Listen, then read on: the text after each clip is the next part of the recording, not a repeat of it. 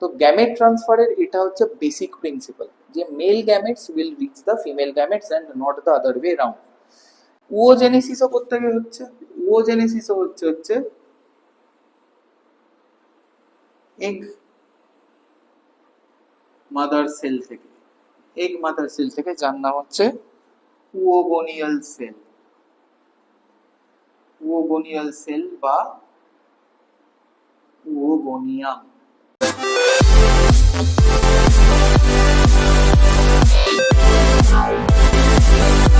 Welcome back to B2S academy. আমরা reproduction in organisms পড়ছিলাম। আগের দিন আমরা সেক্সুয়াল আর অ্যাসেক্সুয়ালের ভাগগুলো দেখেছি, আমরা অ্যাসেক্সুয়াল রিপ্রোডাকশনটা ডিটেলসে দেখেছি। চলো আজকে আমরা সেক্সুয়াল রিপ্রোডাকশন নিয়ে আলোচনা করব।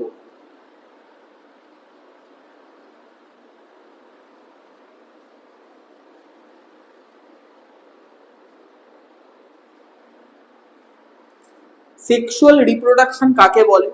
আগের দিন বলেছিলাম, ছোট্ট করে একটা রিক্যাপ দিই, যে যেখানে একটা মেল গ্যামেট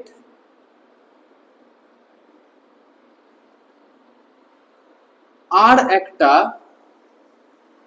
ফিমেল গ্যামেট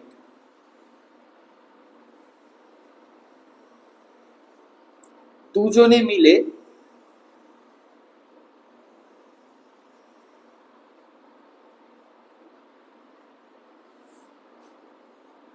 অবশ্যই মেল গ্যামেটটা হবে হ্যাপ্লয়েড, মানে এন।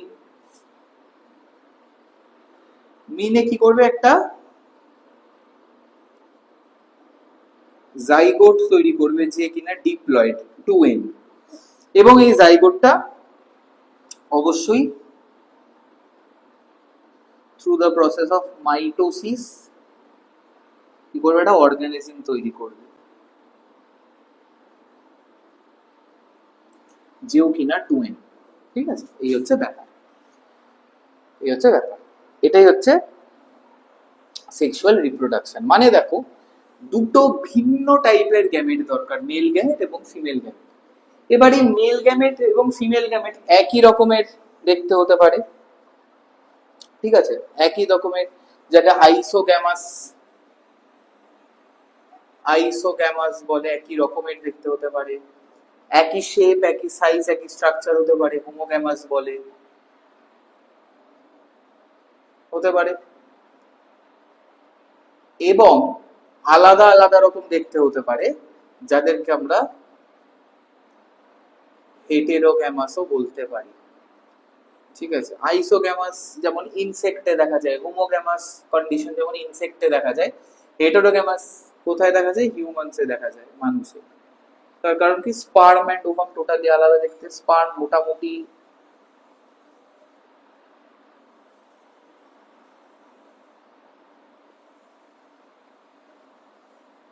এইরকম দেখতে, আর ওভাম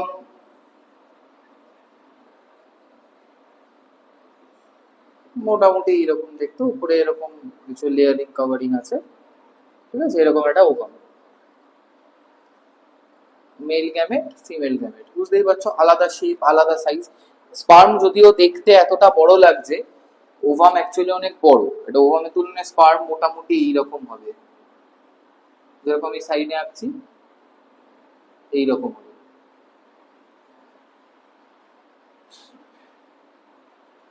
ঠিক আছে, এইরকম হবে। ওভামের তুলনায় স্পার্মে এতটাই ছোট। এটা আমি জাস্ট বড় করে আঁকলাম, পরে তোমাদের যখন হিউম্যান রিপ্রোডাকশন পড়াবো নেক্সট ক্লাসে, তখন এগুলো স্ট্রাকচার আমরা ডিটেলসে দেখব। আপাতত এই এই অবধি জানলেই হবে। সেক্সুয়াল রিপ্রোডাকশনে কিন্তু যেমন মেল এবং ফিমেল গ্যামেট দরকার পড়ে, ডাজ নট মিন যে একটা আলাদা মেল প্যারেন্ট বা একটা আলাদা ফিমেল প্যারেন্টের দরকার, এর কিন্তু কোনো মানে নেই। ঠিক আছে, সেম ইন্ডিভিজুয়ালের মধ্যেই মেল এবং ফিমেল তৈরি হতে পারে। যেমন ধরো বাইসেক্সুয়াল ফ্লাওয়ার্স, যেমন ধরো বাইসেক্সুয়াল ফ্লাওয়ার্স, বাইসেক্সুয়াল ফ্লাওয়ার্সে কি হয়? বাইসেক্সুয়াল ফ্লাওয়ার্সের মধ্যে স্টেমেন, যেটা কিনা মেল পার্ট, আর কার্পেল, যেটা কিনা ফিমেল পার্ট, দুটোই আছে। স্ট্যামেন থেকে কি তৈরি হয়? পোলেন গ্রেনস, যেটা কিনা male gamete. Actually pollen grains male gamete নয়, ওর মধ্যে মেল গ্যামেটটা থাকে। আর এই কার্পেল থেকে কি তৈরি হয়? ওভাম, যেটা কিনা ফিমেল গ্যামেট। এটা কিন্তু একই ফ্লাওয়ারের মধ্যে, যেমন এক্সাম্পল চায়না রোজ, জবা ফুল, ঠিক আছে? জবা ফুলের দুটোই আছে। বাইসেক্সুয়াল। যদি এটা অ্যানিমাল হয়, যদি এটা অ্যানিমাল হয় তাহলে তাকে আমরা বলবো কি? হার্মাফ্রোডাইট বা উভলিঙ্গ। হার্মাফ্রোডাইট বা উভলিঙ্গ, ঠিক আছে? যেমন এক্সাম্পল আর্থওয়ার্ম। কেঁচোর মধ্যে একটাই বডি, বাট এ নিজের বডির মধ্যে স্পার্ম আর এগ তৈরি করে, ঠিক আছে? স্পার্ম আর এগ তৈরি করে। এই হচ্ছে আউটলাইন অফ সেক্সুয়াল রিপ্রোডাকশন। তো এবার দেখো, সেক্সুয়াল রিপ্রোডাকশনের তিনটে ফেজ আছে: প্রি ফার্টিলাইজেশন, ফার্টিলাইজেশন আর পোস্ট ফার্টিলাইজেশন। চলো সেগুলো একটু আমরা ছোট্ট ছোট্ট করে দেখি। তিনটে ভাগে বার করতে পারি সেক্সুয়াল রিপ্রোডাকশনটাকে। একটা হচ্ছে প্রি ফার্টিলাইজেশন স্টেজ, আর একটা হচ্ছে ফার্টিলাইজেশন, একটা হচ্ছে পোস্ট ফার্টিলাইজেশন। এখন আমরা প্রি ফার্টিলাইজেশনটা নিয়ে পড়াশোনা করব। প্রি ফার্টিলাইজেশন, প্রি ফার্টিলাইজেশন মানে ফার্টিলাইজেশনের আগে। দেখো একটু আগেই বললাম যে মেল আর ফিমেল গ্যামেট, মেল আর ফিমেল গ্যামেট যে মিলছে, যে প্লাস চিহ্নটা দিচ্ছে এখানে, যে একটা জাইগোট তৈরি হচ্ছে, ঠিক আছে? এই যে প্লাস চিহ্ন, এই যে প্লাস ফাংশনটা, ওদের যে ইউনিয়ন হচ্ছে, এইটাকেই আমরা বলতে পারি ফার্টিলাইজেশন।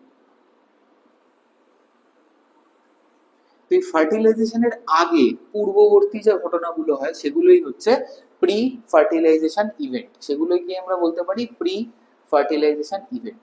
এবার প্রি ফার্টিলাইজেশন ইভেন্টে কি কি হতে পারে?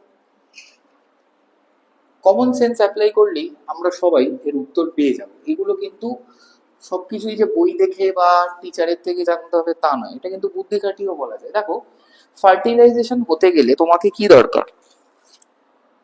যদি ফার্টিলাইজেশন করতেই হয় আমাদের কি দরকার? একটা মেল গ্যামেট, একটা ফিমেল গ্যামেট। সেটা একটা ইন্ডিভিজুয়াল থেকেই আসুক, মানে সেম ইন্ডিভিজুয়াল থেকেই দুটো গ্যামেট আসুক, কি দুটো ডিফারেন্ট ইন্ডিভিজুয়াল থেকে আসুক দু রকমের গ্যামেট, ডাজ নট ম্যাটার। তোমার একটা মেল গ্যামেট দরকার আর অ্যাটলিস্ট একটা ফিমেল গ্যামেট দরকার। অ্যাটলিস্ট একটা মেল গ্যামেট দরকার, অ্যাটলিস্ট একটা ফিমেল গ্যামেট দরকার। প্রি ফার্টিলাইজেশন ফেজে ফার্স্ট যে জিনিসটা হয় সেটা হচ্ছে গ্যামেটোজেনেসিস।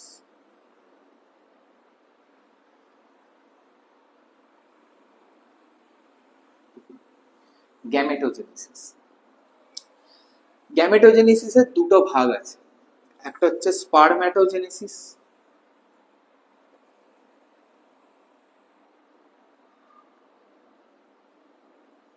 আর একটা হচ্ছে উওজেনেসিস। স্পারম্যাটোজেনেসিসটা কি?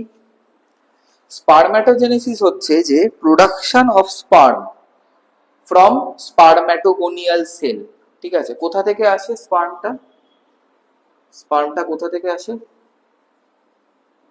স্পার্ম মাদার সেল থেকে, যাকে আমরা বলি স্পারম্যাটোগোনিয়াল সেল। এই স্পারম্যাটোগোনিয়াল সেল কিন্তু ডিপ্লয়েড 2n, আর এই স্পার্ম তৈরি হয়ে, যেটা স্পার্ম তৈরি হচ্ছে এখানে, এই কিন্তু হ্যাপ্লয়েড বা এন। তাহলে কোন প্রসেসে তৈরি হচ্ছে? মাইটোসিস, এই sorry, very sorry, meiosis. Reduction আর ডিভিশন, তো 2n থেকে n হচ্ছে। স্পারম্যাটোগোনিয়াল সেল সে একটা ডিপ্লয়েড সেল, সেখান থেকে একটা হ্যাপ্লয়েড স্পার্ম তৈরি হচ্ছে, তাহলে কোন প্রসেস হবে? মিওসিস হবে।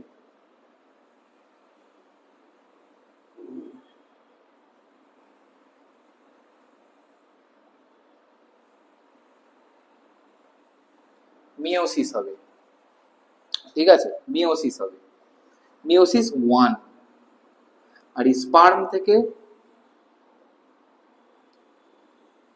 স্পারম্যাটোজোয়া তৈরি হবে, ঠিক আছে। সেটা কোন প্রসেস হবে?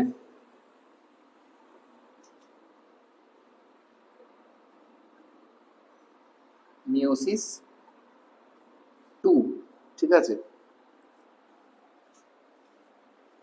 মিওসিস 2 তে হবে এই স্পারম্যাটো, মানে তো স্পারম্যাটোগোনিয়াল সেল থেকে স্পার্ম, বা একে আমরা বলতে পারি, স্টার দিয়ে লিখছি, একে আমরা বলতে পারি প্রাইমারি স্পারম্যাটোজোয়া, সেখান থেকে ম্যাচিওর বা সেকেন্ডারি স্পারম্যাটোজোয়া তৈরি হবে মিওসিস 2 দিয়ে। তাহলে এটা রিডাকশনাল ডিভিশন। ওজেনেসিসও করতে গিয়ে হচ্ছে, ওজেনেসিসও হচ্ছে এগ মাদার সেল থেকে, এগ মাদার সেল থেকে, যার নাম হচ্ছে উওগোনিয়াল সেল, উওগোনিয়াল সেল বা উওগোনিয়াম। এও কিন্তু ডিপ্লয়েড। সেখান থেকে একটা ওভাম তৈরি হচ্ছে যে কিনা হ্যাপ্লয়েড। তাহলে এটাও কি হচ্ছে? মিওসিস 1 এ হচ্ছে, ঠিক আছে। মিওসিস 1 এ হচ্ছে, আর এইটা তৈরি হচ্ছে ওভাম থেকে, মানে ম্যাচিওর ওভাম তৈরি হচ্ছে মিওসিস 2 তে, যেখানে প্রাইমারি ফলিকেল থেকে ম্যাচিওর ফলিকেল তৈরি হবে, পোলার বডি তৈরি হবে। সেগুলো আমরা হিউম্যান রিপ্রোডাকশনে ডিটেলসে পড়বো। This is the basic outline of gametogenesis. তো গ্যামেটোজেনেসিস যে হলো, গ্যামেটোজেনেসিস হওয়ার জন্য কিন্তু একটা স্পেসিফিক কন্ডিশন দরকার। গ্যামেটোজেনেসিসও যে হবে, কন্ডিশনস আছে তার। কি কি কন্ডিশনস হবে গ্যামেটোজেনেসিসের? গ্যামেটোজেনেসিসের প্রথম কন্ডিশন যেটা হবে সেটা হচ্ছে যে আমাদের বডিকে ম্যাচিওর এনাফ হতে হবে to support gametogenesis or to start gametogenesis.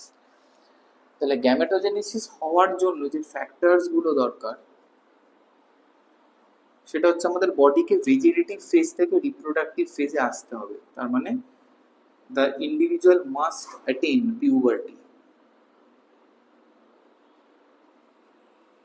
Must attain puberty, ঠিক আছে। তার পিউবার্টি আসতেই হবে, এবং গ্যামেটোজেনেসিস হওয়ার জন্য তার মাস্ট হ্যাভ ফাংশনাল গোনাডস। ফাংশনাল গোনাডস মানে প্রাইমারি সেক্সুয়াল অর্গানস তাকে একদম পারফেক্ট হতে হবে। যেমন মানুষের ক্ষেত্রে ফাংশনাল বা গোনাডের মধ্যে যেটা আমরা ধরি, প্রাইমারি যে গোনাডটা আছে বা মেন সেক্স অর্গান যেটা মানুষের, মেলসদের ক্ষেত্রে সেটা হচ্ছে টেস্টিস, ফিমেলসদের ক্ষেত্রে সেটা হচ্ছে ওভারি। তো fully functional testis and ovary থাকতেই হবে কিন্তু, ঠিক আছে। Must have functional gonads. আর কি হতে হবে?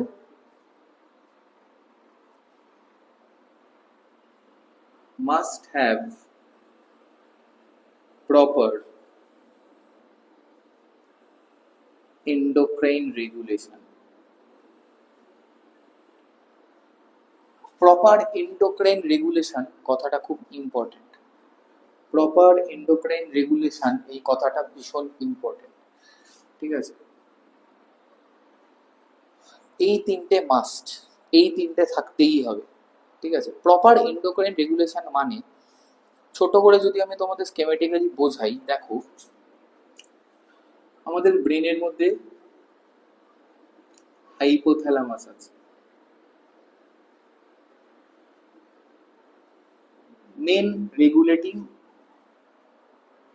বা main chief controller of pituitary, পিটুইটারিকে কন্ট্রোল করে চিফ রেগুলেটর অফ পিটুইটারি। আর পিটুইটারি হচ্ছে কি ব্যান্ড মাস্টার বা master gland of the endocrine system, ঠিক আছে। ব্যান্ড মাস্টার কেন? কারণ দেখবে যখন তোমরা কোনো অর্কেস্ট্রাতে যাও বা যদি কোনো অর্কেস্ট্রাতে শোনো বা মিউজিক যখন শোনো, একজন মিউজিক ডিরেক্টর থাকেন যিনি সমস্ত মিউজিশিয়ানসদের, সিঙ্গার্সদের, ঠিক আছে, সাউন্ড ইঞ্জিনিয়ার্স যারা আছেন প্রত্যেককে রেগুলেট করে, প্রত্যেকের কাজ নির্দিষ্ট করে দেয়, এবং সেই যেরকম বলবে তারা সেই মতোই কাজ করবে। তো তাই band master or master gland of the endocrine system হচ্ছে পিটুইটারি। কিন্তু পিটুইটারিরও একটা কন্ট্রোলার থাকে, সে হচ্ছে হাইপোথ্যালামাস। এই হাইপোথ্যালামাস থেকে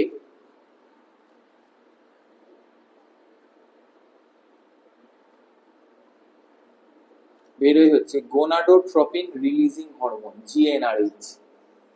ঠিক আছে, জিএনআরএইচ, গোনাডোট্রপিন রিলিজিং হরমোন। এই জিএনআরএইচ কোথায় যায়? পিটুইটারিতে যায়। পিটুইটারির কোথায় যায়? না, anterior pituitary,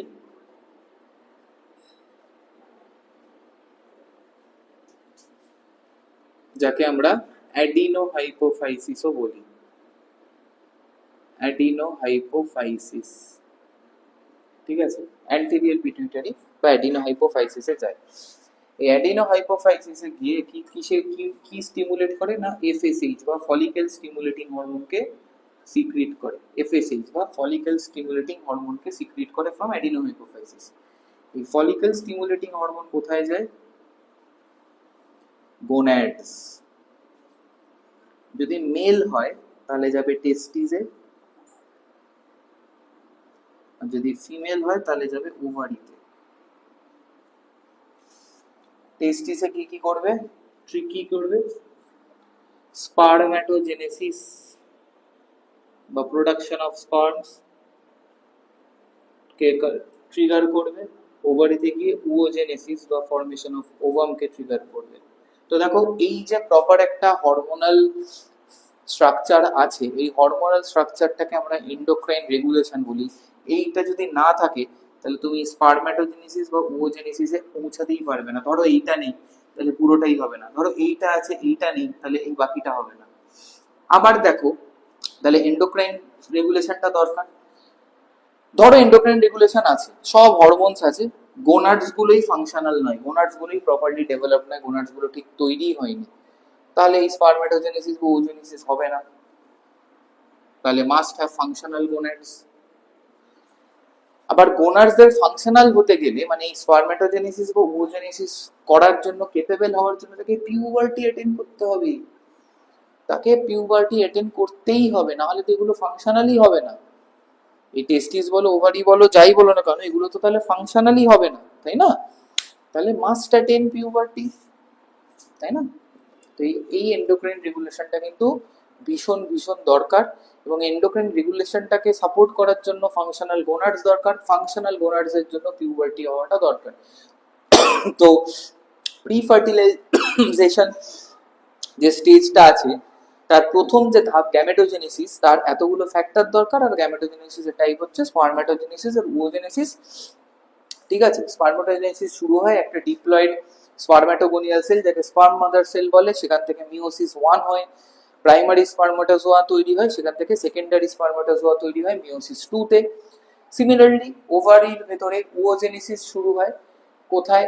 egg mother sell বা ওগোনিয়াল সেল বা ওগোনিয়াম থেকে, যেটা ডিপ্লয়েড, সেখান থেকে মিওসিস 1 হয়, হ্যাপ্লয়েড প্রাইমারি ওসাইট তৈরি হয়, সেখান থেকে মিওসিস 2 হয়ে সেকেন্ডারি ওসাইট এবং পোলার বডি তৈরি হয়। এই সেকেন্ডারি ওসাইটটাই হচ্ছে ফিট ফর ফার্টিলাইজেশন, ঠিক আছে? এই সেকেন্ডারি ওসাইটটাই হচ্ছে ফিট ফর ফার্টিলাইজেশন। তাহলে এই গ্যামেটোজেনেসিস তো হলো।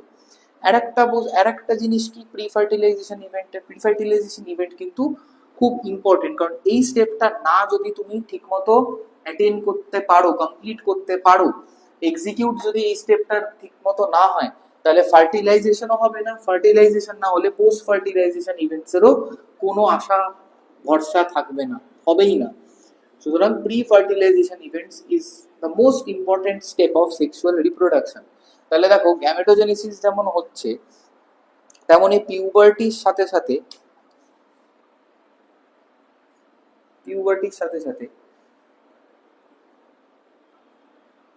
অর্গ্যানোজেনেসিস অথবা ম্যাচিউরেশন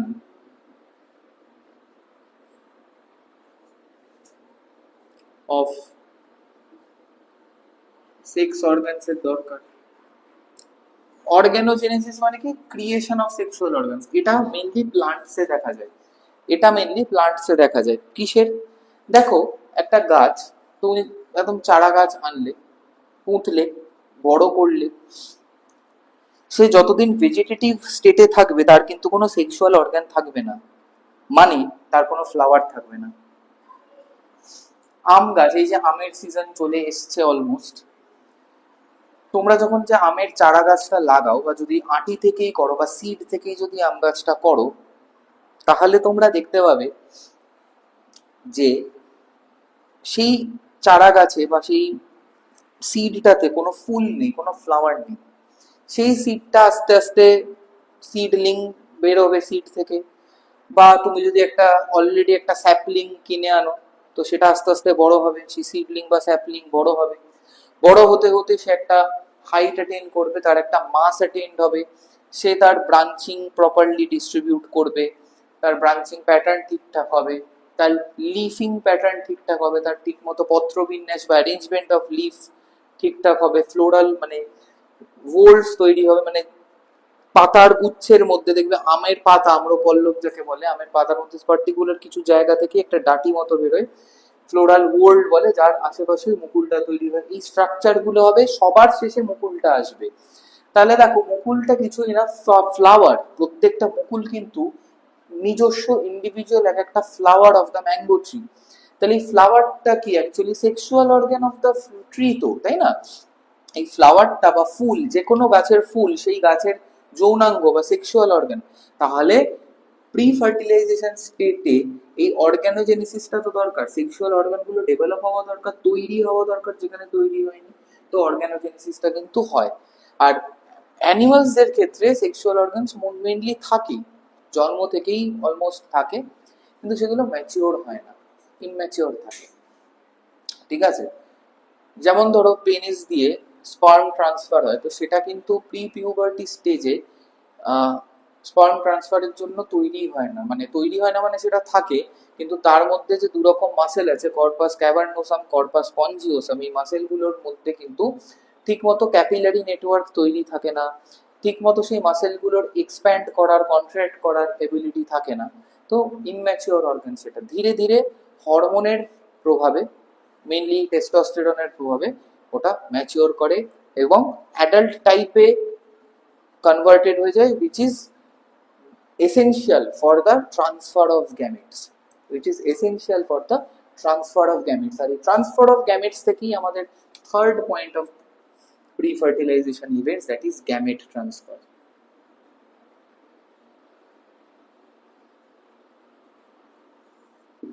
গ্যামেট ট্রান্সফার দেখো সবই হলো, গ্যামেটোজেনেসিস হলো, ঠিক আছে? গ্যামেটোজেনেসিসের তিনটে ফ্যাক্টর আছে। কি কি তিনটে ফ্যাক্টর আছে গ্যামেটোজেনেসিসের? এন্ডোক্রাইন রেগুলেশন থাকবে, ঠিক আছে? এন্ডোক্রাইন রেগুলেশনের ফলে গোনাডস গুলোকে স্টিমুলেট করবে hormones to produce the gametes. তো হরমোনের প্রভাবে গোনাডসরা যাতে গ্যামেট তৈরি করতে পারে, তাই ফুললি ফাংশনাল প্রপার গোনাডস দরকার। ফুললি ফাংশনাল প্রপার গোনাডসকে ম্যাচিওর করার জন্য বা তৈরি করার জন্য বা ক্রিয়েট করানোর জন্য বা এই গ্যামেটোজেনেসিসের পরে স্টেপ অর্গানোজেনেসিসের জন্য the individual must attain puberty বা ভেজিটেটিভ ফেজ থেকে প্রলিফারেটিভ ফেজ বা রিপ্রোডাক্টিভ ফেজে তাকে আসতে হবে, ঠিক আছে? সবই তো হলো, গ্যামেটও তৈরি হলো, সবই হলো, কিন্তু যদি সেটা ট্রান্সফার না হয়, যদি মেল গ্যামেট ফিমেল গ্যামেটের কাছে না যায়, তাহলে কি কিছু হবে? কিছুই তো হবে না, ফার্টিলাইজেশনই তো হবে না। এই দুটো স্টেপের সার্থকতা বা সাকসেস তখনই আমরা দেখতে পাবো যখন এই থার্ড স্টেপটা বা গ্যামেট ট্রান্সফারটা হবে in the pre fertilisation events of sexual reproduction. ওইতে তোমরা দেখতে পাবে না যে ফিমেল গ্যামেট মেল গ্যামেটের কাছে আসছে। এটা কেন? তার তার একটা খুব সুন্দর কারণ আছে। দেখো যদি ফার্টিলাইজেশন বডির বাইরেও হয়, যাকে এক্সটার্নাল ফার্টিলাইজেশন বলে, সেটা ফার্টিলাইজেশন পড়ানোর সময় বলছি, বাট আগেই যেহেতু কথাটা উঠলো, এক্সটার্নাল ফার্টিলাইজেশন বলে, বা যদি দেহের মধ্যেই ফার্টিলাইজেশন হয়, ফিমেলের বডির মধ্যে ইন্টারনাল ফার্টিলাইজেশন,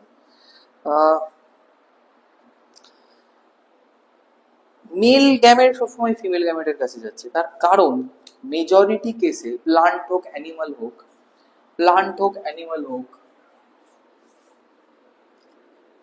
ফিমেল গ্যামেটস যারা, তারা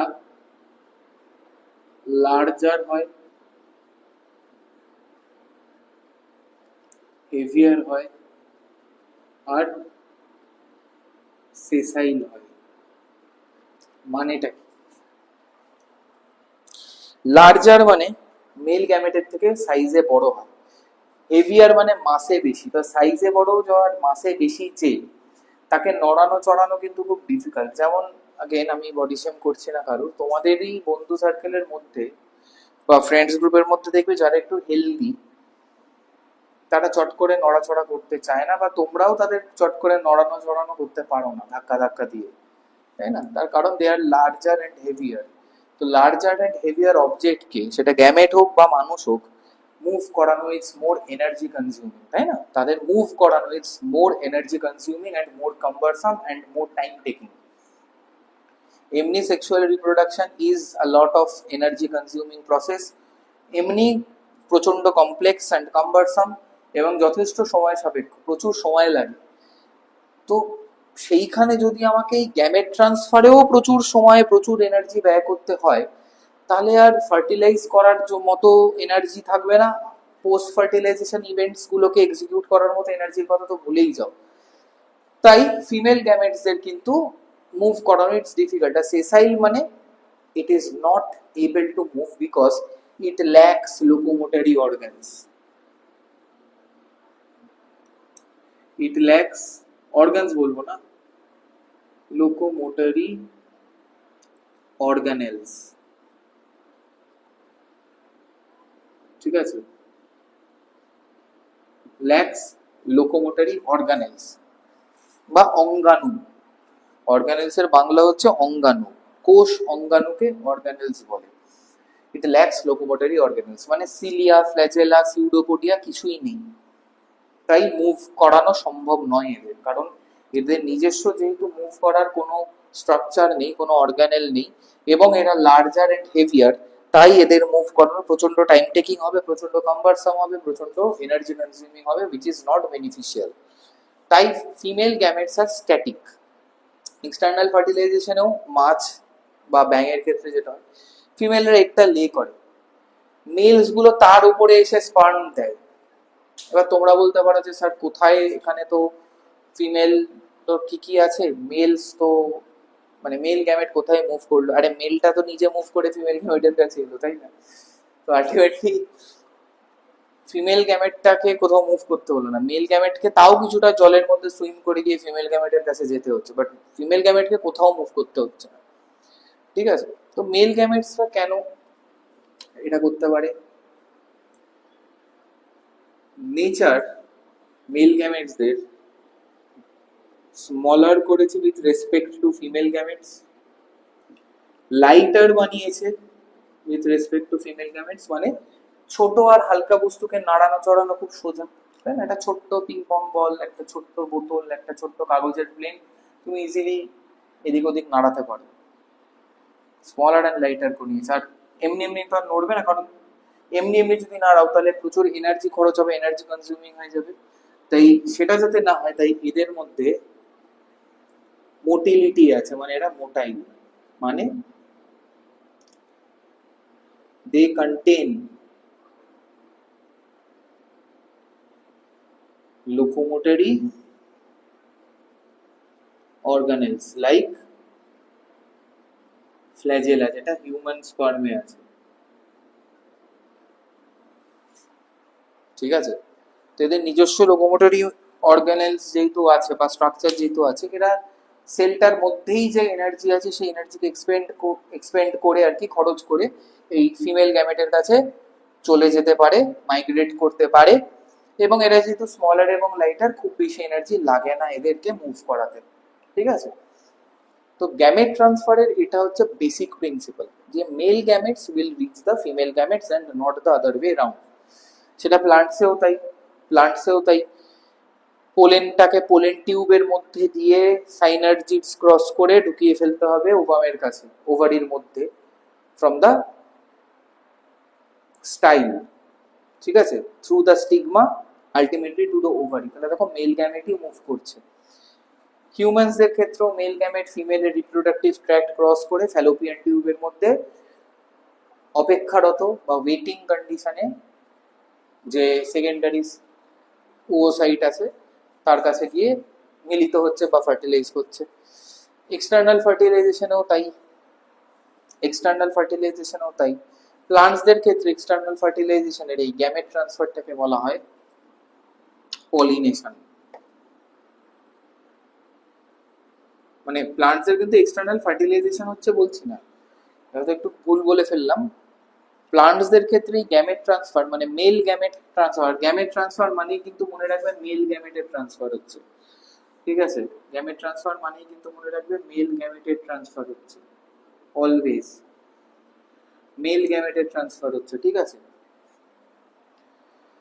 তো প্লান্টসদের ক্ষেত্রে এই মেল গ্যামেটের যে ট্রান্সফারটা, এটাকে আমরা কি বলতে পারি? পলিনেশন বলতে পারি। কি বলতে পারি? পলিনেশন বলতে পারি। মানে কি? Transfer of pollen grains, transfer of pollen grains from the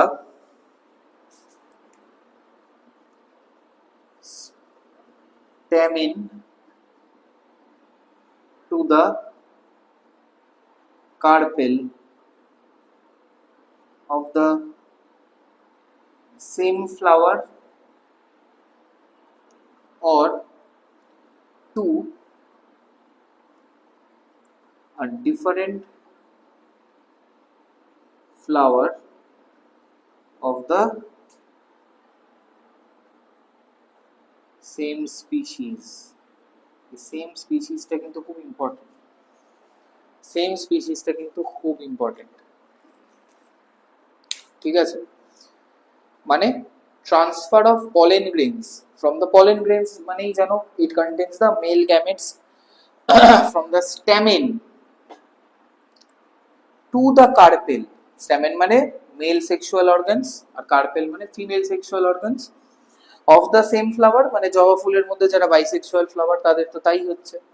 জবা ফুলের নিজের অ্যান্থার থেকেই যে পলেন গ্রেনস গুলো আছে সেটা নিজেরই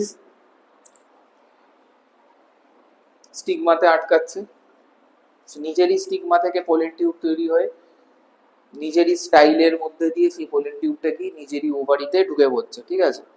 হচ্ছে এটা। বা ইউনিসেক্সুয়াল ফ্লাওয়ার থেকে হচ্ছে, একটা গাছে মেল ফ্লাওয়ার আছে আর একটা গাছে ফিমেল ফ্লাওয়ার আছে, চলে যাচ্ছে। বা একই গাছের মধ্যে এক মেল ফ্লাওয়ার আলাদা ফিমেল ফ্লাওয়ার আলাদা, চলে যাচ্ছে, ঠিক আছে? এই যে ট্রান্সফার অফ পলেন গ্রেনস হচ্ছে এটাকেই পলিনেশন বলছে, বাট প্রোভাইডেড সেম স্পিসিস হতে হবে। দেখো রিপ্রোডাকশন কিন্তু স্পিসিস স্পেসিফিক, মেনলি হাইব্রিড আছে সেটা আমি বলবো, এখনই বলে দিই। হাইব্রিড মানে কি? ধরো দুটো ডিফারেন্ট স্পিসিসের স্পার্ম যখন বা এগ যখন একে অপরের সাথে মিলিত হয়, হয়ে একটা ইন্ডিভিজুয়াল তৈরি করে যাদের মধ্যে দুটো ডিফারেন্ট প্যারেন্ট স্পিসিসেরই মানে ক্যারেক্টারিস্টিক্স আছে, তাকে হাইব্রিড বলে। সোজা ভাষায় এভাবে মনে রাখো, হাইব্রিড মানে হচ্ছে যে যার একটা মেল গ্যামেট একটা পার্টিকুলার স্পিসিসের, ফিমেল গ্যামেট আর একটা পার্টিকুলার ডিফারেন্ট স্পিসিসের, দুজনের মিলন হচ্ছে, দুটো গ্যামেটের মিলন হচ্ছে, ফার্টিলাইজেশন হচ্ছে, এবং যে অর্গানাইজেশনটা তৈরি মানে যে অর্গানিজমটা তৈরি হচ্ছে, structural organisation of the organism contains characteristics of both the species. সেই অফস্প্রিংটাকেই বলবো আমরা, বা সেই অর্গানিজমটাকেই বলবো আমরা hybrid of the two parent organisms. For example,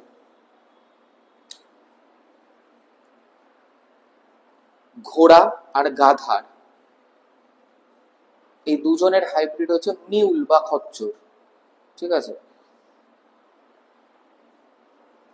mail horse R female donkey যদি রিপ্রোডিউস করে তাহলে তাদের যে অর্গানিজম মানে তাদের যে অফস্প্রিংটা হবে সেটা হচ্ছে মিউল, যেটা কিনা হাইব্রিড। দুজনেরই ফিচার আছে, ঠিক আছে? দুজনেরই ফিচার আছে। কিরকম? ঘোড়ার মতো তারা গুড রানার্স, আর ডঙ্কির মতো they have physical strength and stamina.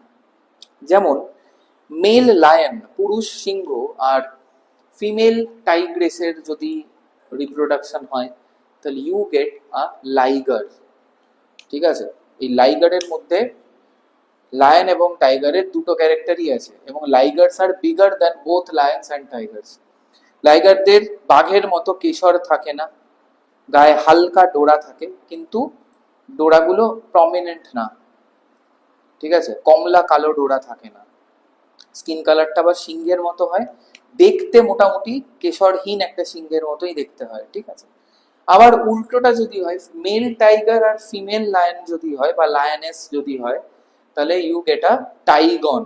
এই টাইগন অদ্ভুত দেখতে, বাঘের মতো ডোরা আছে, আবার সিংহের মতো কেশরও আছে, এবং এই টাইগন কিন্তু বোথ মানে লায়ন এবং টাইগারের থেকে সাইজে একটু ছোট হয়।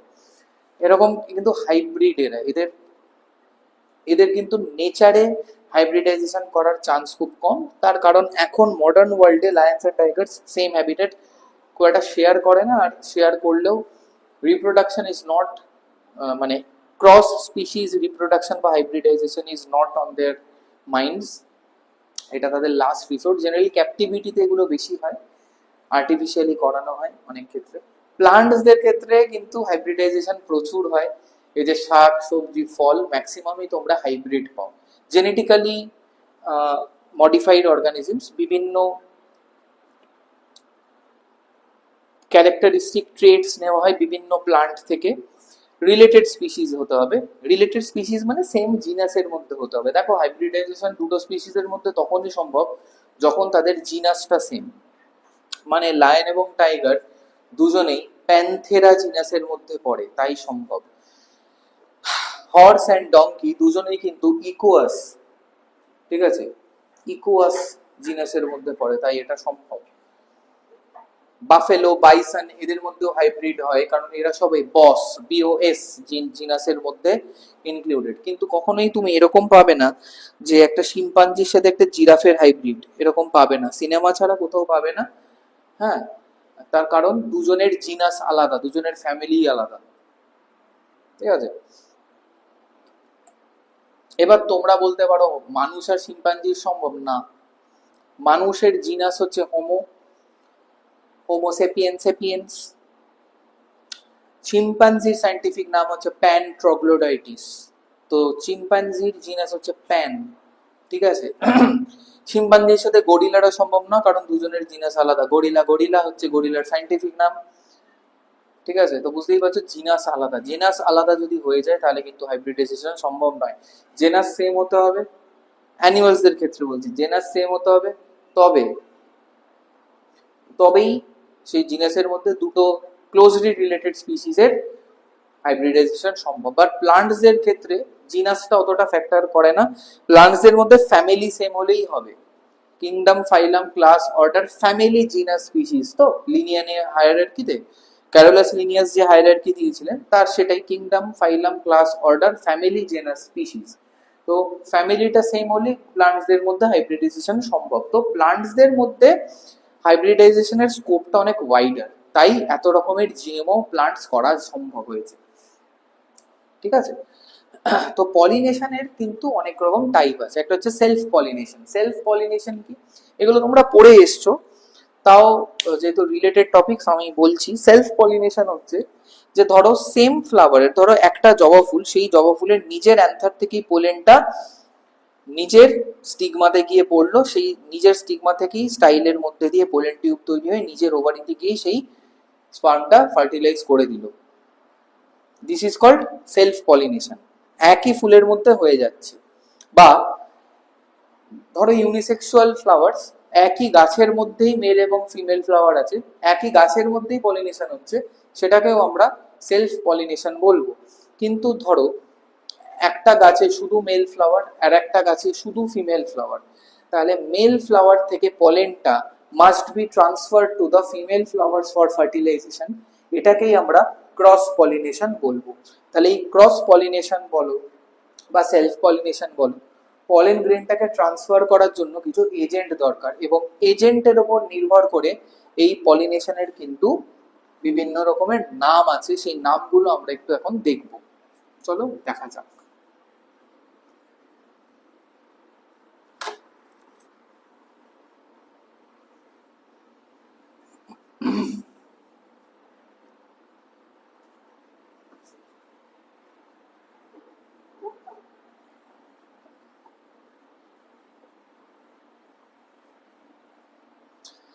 Based on the agents of pollination, agents of pollination মানে কোন কোন এজেন্ট বা কারা পোলেন গ্রেনটাকে স্ট্যামেন থেকে কার্পেলে নিয়ে যাচ্ছে, তার উপরে বেস করে পলিনেশনের নাম হয়।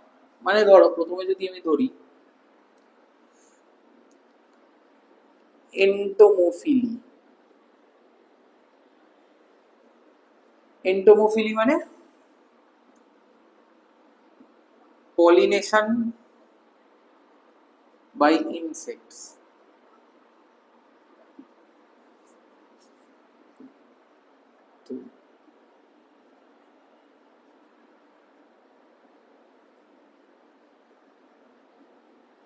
অ্যানিমোফিলি বানানটা খেয়াল করবে, এন এন ই কিন্তু এন আই নয়, অ্যানিমোফিলি মানে কি পলিনেটেড বাই উইন্ড।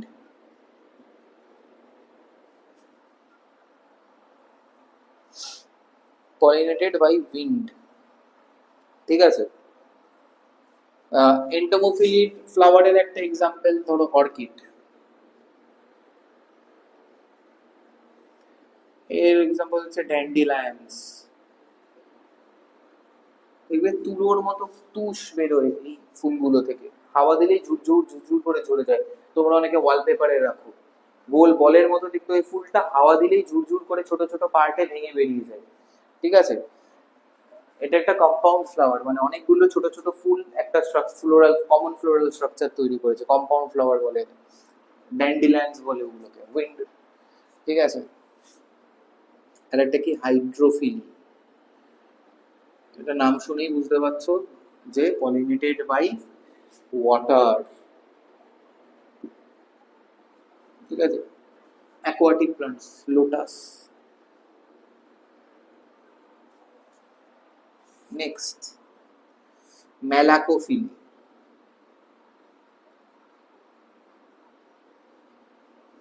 ম্যালাকোফিলি মানে পলিনেটেড বাই স্নেলস, শামুক,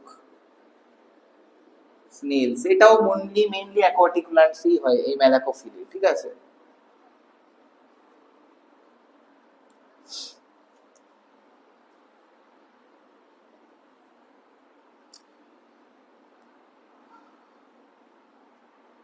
কাইরপটেরিফিলি মানে pollinated by bats.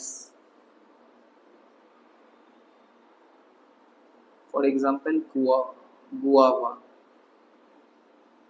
লিচি, লিচু, পেয়ারা, এটসেট্রা, কাইরপটেরিফিলি, ঠিক আছে। এরকম কিছু টাইপস আছে, তবে এই অ্যানিমোফিলি হাইড্রোফিলিটাই মেইনলি ইম্পর্টেন্ট, ঠিক আছে। আর এক ধরনের হয় লাইক জুওফিলি বাই অ্যানিমালস।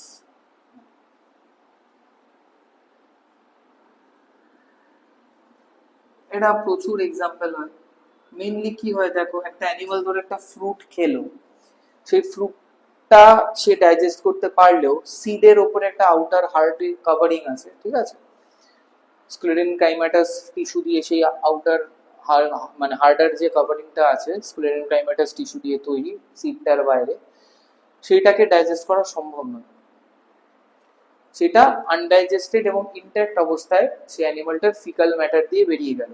সেই ফিকাল ম্যাটারটার ভেতর কিছু অর্গানিক নিউট্রিয়েন্ট আছে, তো সেই ফিকাল ম্যাটার সমেত সেই সিডটা যেখানে পড়লো সেখান থেকে নতুন গাছ তৈরি হয়ে গেল, ঠিক আছে।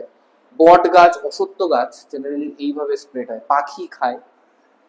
বট গাছ বা অশ্বত্থ গাছের সিডস গুলোকে পাখি ডাইজেস্ট করতে পারে না এবং তাদের ফিকাল ম্যাটার দিয়ে যেখানে যেখানে পড়ে সেখানে সেখানে বট গাছ, অশ্বত্থ গাছ তৈরি হয়েছে। ইনফ্যাক্ট আমাদের যে বাড়ির যে সিমেন্ট বাঁধানো যে ছাদ, রেলিং, চাতাল ইত্যাদি আছে, সেখানেও যেখানে ময়েশ্চার আছে, ক্র্যাকস আছে, ক্রেভিস আছে, সেইখানে যদি পাখির পটি যাকে বলো তোমরা বা ফিকাল ম্যাটার যদি পড়ে এবং তার মধ্যে যদি বট গাছ, অশ্বত্থ গাছের বীজ থাকে, সেইখান থেকে কিন্তু বট অশ্বত্থ গাছের সিডলিং তৈরি হয়ে গিয়ে আস্তে আস্তে বড় হবে।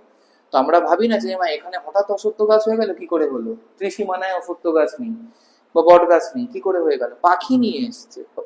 এইভাবেই ট্রান্সফার হয়েছে সিডে। যদিও এটা পলিনেশনের মধ্যে পড়ছে না, কিন্তু স্টিল এইভাবেও কিন্তু প্লান্টসদের প্রপাগেশন হয়। বাট এখানে আমরা সেটা নিয়ে আলোচনা করছি না, আমরা জুওফিলাস নিয়ে আলোচনা। জুওফিলাস মানে ধরো একটা একটা মাংকি, সে একটা গাছের ফুল খাচ্ছে, ঠিক আছে, ধরে যে মহুয়া ফুল, ঠিক আছে, মহুয়া ফুল হনুমান বাঁদর এরা খুব খায়। মহুয়া ফুলের কি হয়, পোলেনটা তাদের সারা গায়ে লেগে থাকে। সে যখন আর একটা মহুয়া ফুল খেতে যাচ্ছে, সেই তার গা থেকে কিছু পোলেন ঝরে বাকি মহুয়া ফুলগুলোর গায়ে পড়লো এবং গ্যামেট ট্রান্সফার হয়ে গেল। তো এইটা হচ্ছে জুওফিলি। তো এরকম বিভিন্ন রকমের আমাদের পোলেন ট্রান্সফারের ওপরে বা পলিনেশনের নাম আছে। এন্টোমোফিলি, অ্যানিমোফিলি, হাইড্রোফিলি, ম্যালাকোফিলি, কাইরোপটেরিফিলি, জুওফিলি, জেনারেলি এগুলোই বেশি আছে। জুওফিলিটা খুব একটা আসে না, কিন্তু এই পাঁচটাই ঘুরিয়ে ফিরিয়ে তোমাদের নিটের জন্য কিন্তু ইম্পর্টেন্ট, ঠিক আছে। টাইপস অফ পলিনেশন বা পলিনেটিং এজেন্ট, ঠিক আছে, এটা হচ্ছে টাইপ অফ পলিনেশন। আর এইটা হচ্ছে এই ইনসেক্ট, উইন্ড, ওয়াটার, স্নেল, এরা হচ্ছে পলিনেটিং এজেন্ট। পেয়ে গেল প্রি ফার্টিলাইজেশন ইভেন্ট।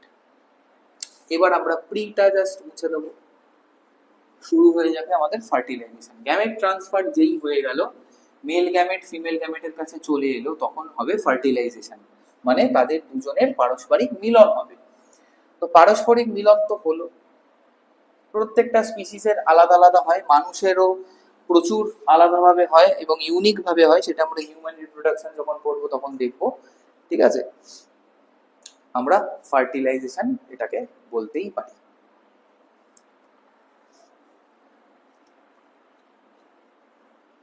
দেখো, ফার্টিলাইজেশনের কিছু শর্ত তো আছে, যে গ্যামেট ট্রান্সফার হবে, এ হবে, মেল ফিমেল মিলবে। বাট ফার্টিলাইজেশনের ফলে মানে মেল প্লাস মিলে যে এরা এন, এরা এন, এখান থেকে যে জাইগোটটা হলো যে 2n, এর আবার কিছু ব্যাপার আছে। একটা হচ্ছে এক্সটার্নাল ফার্টিলাইজেশন,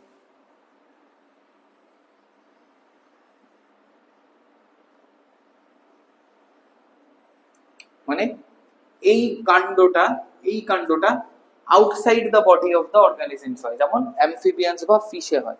এরা কি করে করে, মাছ জলের মধ্যে কাদার মধ্যে একটা পার্টিকুলার জায়গায় ডিমটা ফেলে মানে ফেলে দেয়, সেখানে এসে পুরুষ মাছ তার স্পার্ম গুলোকে ইজেক্ট করে চলে যায়। ফ্রগসদেরও তাই, ফিমেল ফ্রগের পিঠের ওপরে মেল ফ্রগ এসে প্রেসার দিয়ে বসে এবং প্রেসার দেয় ফিমেল ফ্রগকে। সেই প্রেসারে ফিমেল ফ্রগ কি করে, এগ লে করে, সেই এগটার উপরে মেল ফ্রগ তার স্পার্ম গুলোকে ইজাকুলেট করে দেয়। তাহলে দেখো, বডির বাইরে হচ্ছে ফার্টিলাইজেশন। আর একটা হচ্ছে ইন্টারনাল ফার্টিলাইজেশন, যেটা কিনা মানুষের ক্ষেত্রে হয়। ফার্টিলাইজেশনটা বডির ভেতরে হয়, মানে স্পার্মটাকে ফিমেলের বডির মধ্যে ঢুকে একটা নির্দিষ্ট স্থানে, যেখানে ওভামটা আছে বা এগটা আছে, সেখানে যেতে হবে, সেখানে গিয়ে এগটাকে ফার্টিলাইজ করতে হবে এবং বাকি প্রসেস সেখানেই হবে। তো ফার্টিলাইজেশনের পরে যেটা হয়, এই যে জাইগোটটা তৈরি হলো, এই যে জাইগোটটা তৈরি হলো, এই তো 2n, এবারের মাইটোসিস হবে। মাইটোসিস হয়ে প্রথমে কি করবে, একটা 64 সেল স্টেজ দিয়ে এ তৈরি করবে মরুলা। মরুলারও মাইটোসিস হবে। মরুলার মাইটোসিস যখন হবে এবং হতে হতে যখন এ 132 সেল স্টেজ কমপ্লিট করে ফেলবে, ঠিক আছে, জেনারেলি অ্যারাউন্ড ধরো 212 থেকে 264 সেল স্টেজ যখন থাকবে, তখন সেটাকে আমরা বলবো। এবং এর মধ্যে একটা ক্যাভিটি থাকবে, যে ক্যাভিটিটার নাম হচ্ছে ব্লাস্টোসিল বলে একটা ক্যাভিটি তৈরি হয় এই সেল মাসটার মধ্যে। এই সেল মাসটার মধ্যে এই যে 212 থেকে 264টা সেলের যে মাসটা, এই মাসটার মধ্যে একটা ক্যাভিটি তৈরি হয় যাকে ব্লাস্টোসিল বলে, এবং এই প্রসেসটাকে বলা হয় ব্লাস্টুলেশন। এই প্রসেসটাকে বলা হয় মডুলা তৈরি, প্রসেসটাকে বলা হয় মডুলেশন। এই যে ব্লাস্টোসিল সমেত যে 212 থেকে 264 সেল স্টেজ থাকে, এটা বিভিন্ন স্পিসিসে ভ্যারি করে, তাই আমি রেঞ্জটা দিলাম। এবং এই যে কোষপিণ্ডটা, এর মধ্যে একটা ক্যাভিটি তৈরি হয়, এটা ডিপ্রেশন বা গর্ত টাইপের তৈরি হয়, যাকে ব্লাস্টোসিল বলে। এই স্টেজটাকে বলা হয় ব্লাস্টুলা স্টেজ। আর প্রসেসটাকে বলা হয় ব্লাস্টুলেশন। আর এরপরে অ্যাবভ 264 সেল স্টেজ থেকে যখন চলে যায় তখন তৈরি করে হচ্ছে গ্যাস্ট্রুলা। অ্যাবভ 264 যখন হচ্ছে গ্যাস্ট্রুলা তৈরি করে, প্রসেসটার নাম হচ্ছে গ্যাস্ট্রুলেশন। প্রসেসটার নাম হচ্ছে গ্যাস্ট্রুলেশন। ঠিক আছে, প্রসেসটার নাম কি? গ্যাস্ট্রুলেশন।